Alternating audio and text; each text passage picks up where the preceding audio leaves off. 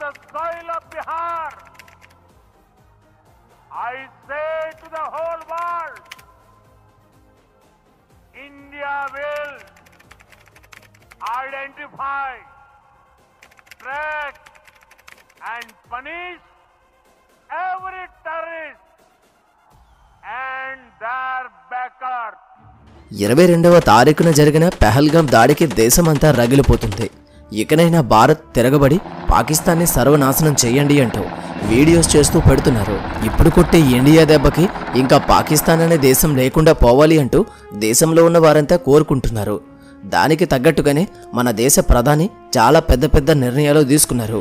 అలానే ఇండియన్ ఆర్మీతో కూడా చాలా చర్యలు చేపడుతున్నారు అని తెలుస్తుంది. అసలు ఇప్పుడు ఇండియా ఏం చేయబోతుంది, ఇండియా చేయబోతున్న విషయాలు అన్నీ కూడా ఇప్పుడు మీకు తెలియజేస్తాను, తప్పకుండా చూడండి. కుక్కని కొట్టడానికి కూడా అణ్వస్త్రం కావాలా? పాకిస్తాన్ అనేది మా దృష్టిలో ఒక పిచ్చి కుక్క అని తెలియజేశారు. పాకిస్తాన్ని డ్రోన్స్, ఫైర్ జెట్స్, బాంబ్స్తో కాకుండా 5 నిర్ణయాలతో కొట్టింది భారత ప్రభుత్వం. దేశవ్యాప్తంగా ప్రపంచవ్యాప్తంగా ఉన్న హిందువులు ఉత్కంఠతో వెయిట్ చేస్తూ ఉన్నారు. పాకిస్తాన్ అనే చీడ పురుగు పైన 4 ఆటం బాంబులు వేసి లేపేస్తే పీడ విరుగుడైపోద్ది. మన భారత్ అలా ఏమైనా కొన్ని బాంబ్స్ని తీసుకువెళ్లి పాక్ నెత్తిపైన విసురుతుందా అని ఎదురు చూస్తూ ఉన్నారు. కానీ ప్రస్తుతానికి అణువాయుధాలతో కాకుండా కఠిన నిర్ణయాలతో కొట్టింది భారత ప్రభుత్వం. ఈ 5 నిర్ణయాలు పాకిస్తాన్కి తక్కువేమీ కాదు. 5 నిర్ణయాలు 5 ఆటం బాంబ్స్కి సమానం. ఈ నిర్ణయాలతో పాకిస్తాన్ ఎడారిగా మారిపోద్ది. డబ్బు లేక అడుక్కుని తినే విధంగా మారిపోతుంది. దేశం మొత్తం నాశనం అయిపోతుంది. మరి ఆ 5 ఆటం బాంబ్స్ లాంటి కఠిన నిర్ణయాలు ఏంటో ఈ వీడియోలో చూద్దాం. వీడియో చాలా ఇంట్రెస్టింగ్గా ఉండబోతుంది కనుక వీడియోని ఎక్కడ స్కిప్ చేయకుండా చివరి వరకు తప్పకుండా చూడండి. ముందుగా వీడియో రీచ్ కోసం ఒక్క లైక్ అయితే ఇవ్వండి. నిన్న 6 గంటల సమయంలో భారత ప్రధాని నరేంద్ర మోదీ గారు అధ్యక్షతన ఆయన నివాసంలో సిసిఎస్ మీటింగ్ జరిగింది. సిసిఎస్ అంటే క్యాబినెట్ కమిటీ ఆన్ సెక్యూరిటీ అని అర్థం. ఈ సమావేశంలో ఏం జరుగుతుంది, ఎలాంటి నిర్ణయాలు తీసుకుంటారు, పాకిస్తాన్ పైన వార్ డిక్లేర్ చేస్తారా, పాకిస్తాన్ని చావుగట్టి చెవులు మూసే నిర్ణయాలు ప్రకటిస్తారా అని అంతా వెయిటింగ్లో ఉన్నారు. కానీ ఈ సమావేశంలో మాత్రం పాకిస్తాన్ని చావుగట్టకుండానే శవాన్ని చేసే 5 నిర్ణయాలు ప్రకటించారు. ఈ 5 నిర్ణయాలలో మొదటిది, పాకిస్తానీయులు ఇకపై ఎవరు భారత్లోనికి రాకూడదు అంటూ భారత్లోనికి నో ఎంట్రీ బోర్డుని పెట్టేశారు. అలానే భారత్లోని పాక్ హైకమిషన్ భారత్ని ఖాళీ చేసి వెంటనే వెళ్ళిపోవాలి. అట్ ది సేమ్ టైం పాక్లోని భారత కమిషన్ని కూడా రద్దు చేశారు. వారు కూడా భారత్కి తిరిగి వచ్చేస్తారు. సార్క్ వీసా అనుమతులను వెంటనే నిలిపివేశారు. ఈ స్కీమ్ కింద గతంలో పాకిస్తాన్ పౌరులకు ఇచ్చిన వీసాలను కూడా రద్దు చేశారు. ఈ వీసాల కింద భారత్లో ఉంటున్న పాకిస్తాన్ పౌరులు 48 గంటల్లో దేశం విడిచి వెళ్ళిపోవాలని ఆదేశించారు. రెండవది, ఇది చాలా కీలకమైన నిర్ణయం. పాకిస్తాన్ భారత్ల మధ్య ఉన్న సింధు నదీ జలాల ఒప్పందాన్ని క్యాన్సిల్ చేసింది కేబినెట్ సమావేశం. ఈ విధంగా ఉగ్రవాదానికి పాకిస్తాన్ మద్దతు ఇవ్వడాన్ని పూర్తిగా ఆపివేసే వరకు 1960లో చేసుకున్న ఒప్పందం తక్షణం నిలిపివేయబడుతుంది అంటూ ఆదేశించింది. మూడవది, భారత్ పాకిస్తాన్ల మధ్య ఉన్న అటారీ చెక్ పోస్ట్ క్లోజ్ చేయడం, దీనిని తక్షణం మూసివేయాలి అని కూడా ఆదేశించింది. ఈ చెక్ పోస్ట్ గుండా లోనికి వచ్చేవారు ఎవరైతే ఉన్నారో వారు మే 1 తారీఖులోగా వెనక్కి వెళ్ళిపోవాలని ఆదేశించారు.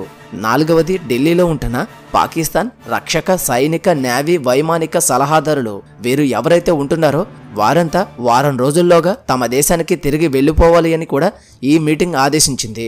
ఇక చివరిది 5వ నిర్ణయం. ఎట్ ది సేమ్ టైం పాకిస్తాన్లోని భారత హైకమిషన్ తరపున ఉంటున్న రక్షణ, నేవీ, వైమానిక సలహాదారులను వెనక్కి వచ్చేయమంటూ ఆదేశించింది. ఇవి నిన్న ప్రధానమంత్రి నివాసంలో జరిగిన సమావేశం తక్షణం ప్రకటించిన నిర్ణయాలు. వెంటనే యుద్ధం ప్రకటించాలి గాని ఈ నిర్ణయాలు ఏంటి, వీటి వల్ల పాకిస్తాన్కి జరిగే నష్టం ఏంటి, ఇలా చేస్తే పాకిస్తాన్కి బుద్ధి ఏమొస్తుంది, మంచి అవకాశం మిస్ అవుతుంది, ఇప్పుడు ఇదే కారణం చూపించి కనీసం POKలోనికి వెళ్ళి కొట్టొచ్చు కదా, దానిని తిరిగి మనం స్వాధీనంలోకి తీసుకోవచ్చు కదా అని మనలాంటి వారికి తెగ అనిపించేస్తుంది. కానీ భారత ప్రధాని మరియు ఆయన టీం ఏం చేసినా దేశం మరియు దేశంలో ఉంటున్న వారికి ఎలాంటి నష్టం రాకుండా జరగాలి అనే చూస్తారు. అలాంటి వాటి కారణంగానే ఈ అంతర్గత యుద్ధాన్ని ప్రకటించారు. పూర్తిగా వీడియో చూస్తే మీకే తెలుస్తుంది ఇండియా తీసుకున్న నిర్ణయాలు ఎంత కరెక్ట్ అనేది. ఎందుకంటే పెహల్గాంలో పాకిస్తాన్ ట్రైన్ చేసిన పిచ్చి కుక్కలు హిందువులేనా అని చెక్ చేసి మరీ చంపారు. పాకిస్తాన్ ఆర్మీ చీఫ్ స్వయంగా తన పెంట నోటుతో హిందువులపైన ద్వేషాన్ని తాజాగా రగిలించాడు. మరి టిట్ ఫర్ టాట్లా ఉండాలి కదా అని మీరు అనుకోవచ్చు. కానీ భారత ప్రభుత్వం పాకిస్తాన్ లాంటి ఒక చెత్త దేశానికి యుద్ధంతో సమాధానం ఎందుకు? భారత్కి నష్టం జరగకుండా పాకిస్తాన్కి మాత్రమే నష్టం జరిగేలా, తీవ్ర అవమానం జరిగేలా నిర్ణయాలు తీసుకుంటే సరిపోతుంది అని భావించింది. ప్రధాని నరేంద్ర మోదీ, హోంమంత్రి అమిత్ షా, రక్షణ మంత్రి రాజ్నాథ్ సింగ్, విదేశాంగ మంత్రి జైశంకర్, ఎన్ఐఏ చీఫ్ అజిత్ దోవల్ లాంటి సీనియర్ ఆఫీసర్స్ పాల్గొన్న మీటింగ్ ఏ విధమైన నిర్ణయాలు ప్రకటించింది. ఈ 5 నిర్ణయాలు పాకిస్తాన్కి 5 వాతల్లా ఎలా పనిచేస్తాయంటే, పాకిస్తాన్ చీఫ్ గడు మొన్న మురిగాడు కదా, మన పాకిస్తానీయులు వేరు, హిందువులు వేరు, మనం వారికంటే గొప్పవాళ్ళమని, అందుకని మీ గొప్పోళ్ళు భారత్లో ఉండడం ఎందుకురా ఎర్రి వెధవా, తీసుకువెళ్ళిపో అని భారత్లో ఉన్న ప్రతి ఒక్క పాక్ పౌరుడిని కూడా వాడి పాకిస్తాన్లోనికి ఇప్పుడు పంపించేస్తున్నారు. తక్షణం ఇది ఆ చీఫ్ గడికి కోసి కారం పెట్టినటువంటి వాత.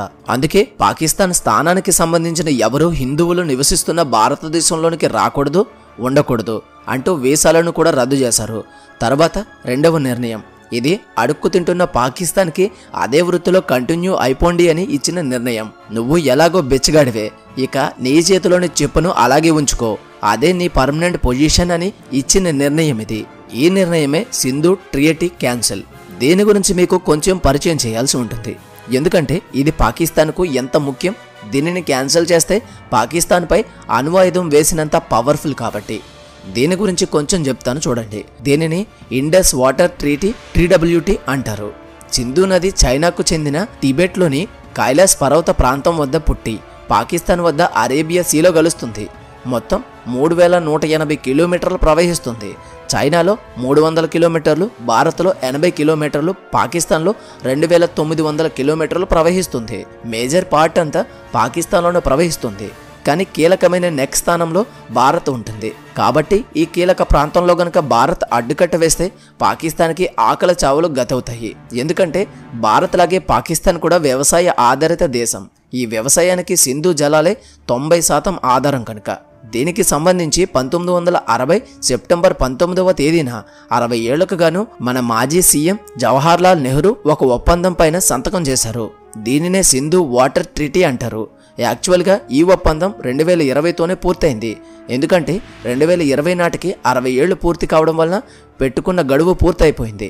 కానీ కోవిడ్ కారణంగా అప్పుడు దీనిపైన తిరిగి చర్చలు, ఒప్పందాలు జరగలేదు. సో ప్రభుత్వం ఇప్పుడు దీనిని, అంటే ఈ పాత ఒప్పందాన్ని రద్దు చేసింది. తాత్కాలికంగా రద్దు చేసింది. రద్దు చేయడం అంటే పాక్కి వెళ్లాల్సిన వాటర్ని ఆపేసినట్టే. ఇలా ఆపితే ఇక పాక్కి అడుక్కునే ఓపిక కూడా ఉండదు, ఆకలి చావులే గతవుతాయి. దీని తర్వాత అటారా చెక్ పోస్ట్ని తక్షణం మూసివేయాలి అన్న నిర్ణయం.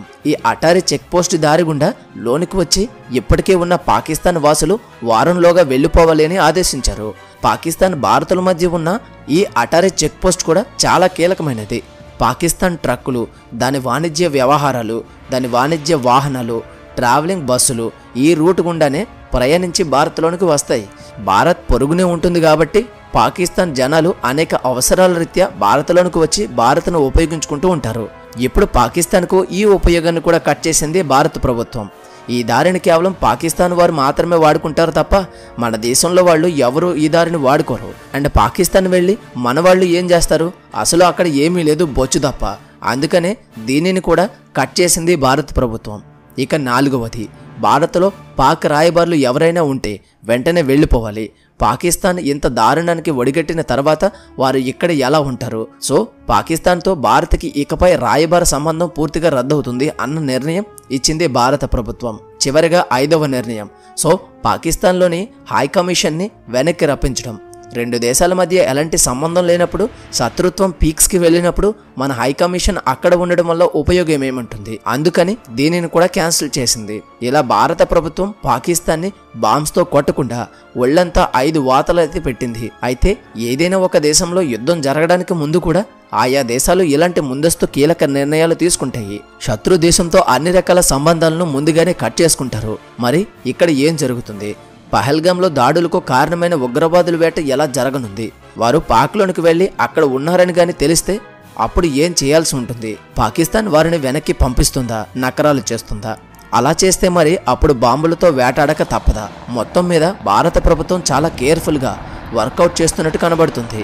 యుద్ధం ఇరు వర్గాలకు నాశనాన్ని కలిగించేది కనుక జాగ్రత్తలు తీసుకోవడం తప్పనిసరి. మనకు ఏ యుద్ధంతో అవసరం లేకుండా ఇక్కడ తెలుగు నేలలో ఉన్నాం కావచ్చు. మనకు యుద్ధం వల్ల డైరెక్ట్ ఎఫెక్ట్ ఉండకపోవచ్చు, కానీ యుద్ధం కానీ మొదలైతే ఒక ఆయిల్ ప్యాకెట్ 300 కావచ్చు, కిలో పప్పు ధర 400 కావచ్చు, కూరగాయల ధర కిలో 200 కావచ్చు. ఇలా ఉన్న ఫలంగా అన్ని రకాల రేట్లు కూడా భారీగా పెరిగిపోతాయి. అండ్ మన స్టాక్ మార్కెట్స్ పూర్తిగా పడిపోతాయి. ఇలా ఎప్పుడైతే పడిపోతాయో మన రూపాయి విలువ కూడా పడిపోతుంది. అలా మనం కూడా ఆర్థికంగా చాలా చితికిపోతాం. ఇప్పుడిప్పుడే మన దేశం ఎదుగుతూ ఉంది. ఇలాంటి సమయంలో యుద్ధాలు చేస్తే ఆర్థికంగా వెనకబడే అవకాశం ఉంటుంది. కనుక వీటన్నిటి గురించి కూడా చాలా కేర్ఫుల్గా ఆలోచించి ప్రభుత్వం నిర్ణయం అయితే తీసుకుంటుంది. కనుక ప్రతి ఒక్కరూ యుద్ధమే దారి అనేది ఆలోచించకండి. ఇలాంటి అవకాశం దొరికినప్పుడు చావు దెబ్బ కొట్టడమే సరైన పద్ధతి అని నా అభిప్రాయం. మరి మీకేమనిపిస్తుందో తప్పకుండా కామెంట్లో తెలియచేయండి. పెహల్గామ్ అటాక్కి సంబంధించి ఇప్పటి వరకు వచ్చిన అప్డేట్స్ అయితే ఇవి. వీటితో పాటు క్రికెట్కి సంబంధించి పాకిస్తాన్తో ఎటువంటి సంబంధాలు లేకుండా ఉంటాయి అని బీసీసీఐ కూడా నిర్ణయం తీసుకుంది అని ఇప్పుడే అప్డేట్ కూడా వచ్చింది. ఈ వీడియోకి ఇంతే. వీడియో కనుక నచ్చితే ఒక్క లైక్ అయితే చేయండి. అలాగే ఈ ఇన్ఫర్మేషన్ని మరికొంతమందికి తప్పకుండా షేర్ చేయండి. అలాగే మన ఛానల్ని సబ్స్క్రైబ్ చేసుకుని పక్కనే ఉన్న గంట సింబల్ని ఆల్లో పెట్టుకోండి. మళ్ళీ మరొక మంచి వీడియోతో కలుద్దాం. Until then thank you.